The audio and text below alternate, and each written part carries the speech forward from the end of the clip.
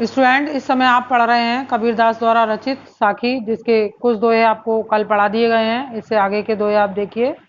कबीर सूता क्या करे, काहे न देखी जाग, जाके संगते बिछुड़िया, ताही के संग लाग।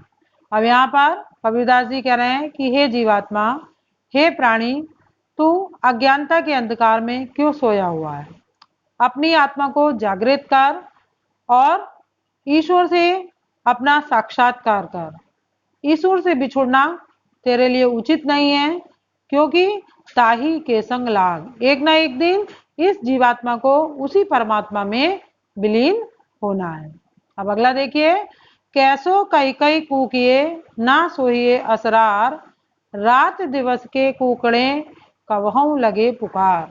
अब यहाँ पर कबीरदास जी कह रहे हैं कि हमें हर प्रकार से, किसी न किसी प्रकार से ईश्वर के नाम का स्मरण करते रहना चाहिए। ना सोइए असरार, हमें आलस्य के कारण अज्ञानता के अंधकार में नहीं सोते रहना देना चाहिए। रात दिवस को कुकड़ो, और जब हम रात दिन ईश्वर का स्मरण करते रहेंगे तो कभी ना कभी ईश्वर हम पर तरस खाएंगे और हमारी पुकार को स्वीकार करेंगे। अब आप अगला देखिए।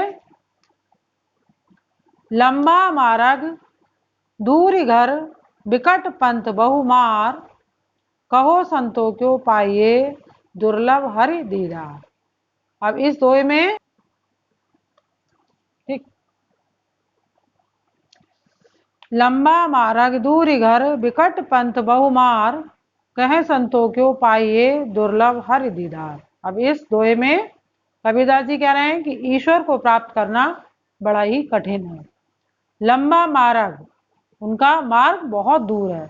दूर घर, घर की दूरी काफी दूर है, अर्थात ईश्वर से हमारे तक पहुंचने का रास्ता बहुत दूरी पर है।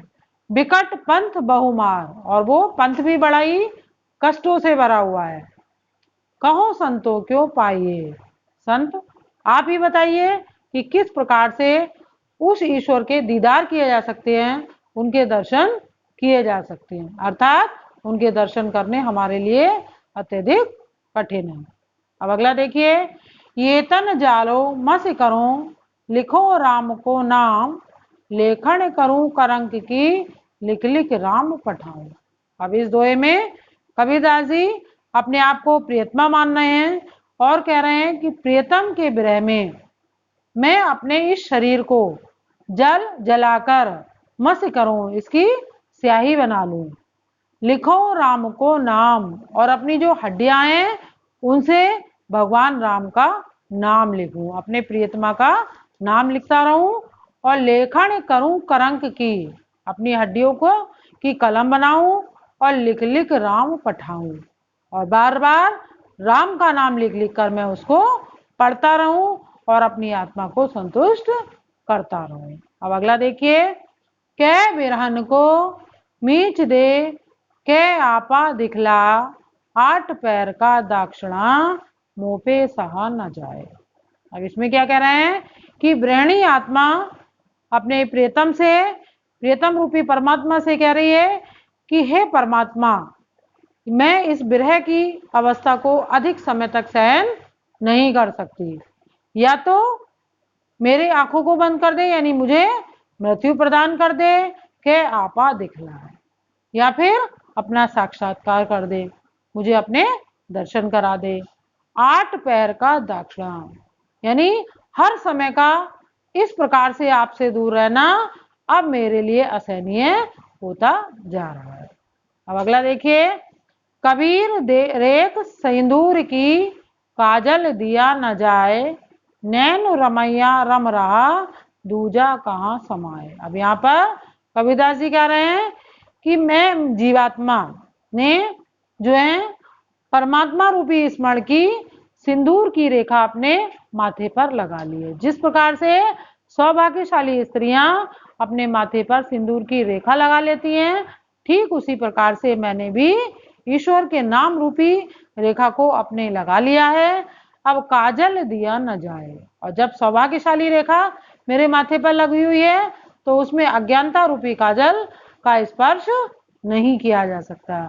नैन रमैया रम रमा, मेरी आंखों में अब ईश्वर का वास हो चुका है, दूजा कहाँ समाए। अब इसमें सांसारिक बुराइयों का समावेश नहीं किया जा सकता। अब अगला देखिए, पानी हीते हिम गया, हिम है गया बिलाए, जो कुछ था सोई भया, अब कुछ कहा न जाए।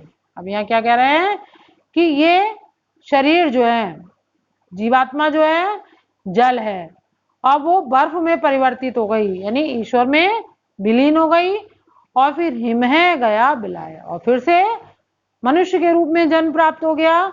जो कुछ था सो ही भया, जो रूप था वही रूप फिर से प्राप्त हो गया, इसलिए इसके बारे में कुछ नहीं कहा जा सकता। अब यहाँ पर कबीरदास क्या कहना चाह रहे हैं कि मनुष्य की जो दिनचर्या है, मनुष्य का जो चक्र है, वो जन्म और मृत्यु के चक्र में फंसा रहता है। मनुष्य जन्म लेता है मानव के रूप में, फिर परमात्मा में विलीन हो जाता है, फिर मानव के रूप में जन्म लेता है और फिर विलीन हो जाता है। तो इस प्रकार से इससे अच्छा है कि मनुष्य को, उस जीवात्मा रूपी मनुष्य को दिन रात ईश्वर का स्मरण करना चाहिए और अपने अस्तित्व को ईश्वर में विलीन कर देना चाहिए, जिससे उसे मोक्ष की प्राप्ति हो और वह इस जन्म मरण के चक्कर से मुक्ति प्राप्त कर ले। तो स्टूडेंट्स, आज यहीं तक पढ़ाएंगे, इससे आगे के दो आपको कल कराए जाएंगे। पुस्तक में जो पैराग्राफ दिए गए हैं उनसे संबंधित प्रश्नोत्तर दिए गए हैं, उनको स्वयं सॉल्व करने की कोशिश कीजिए। धन्यवाद।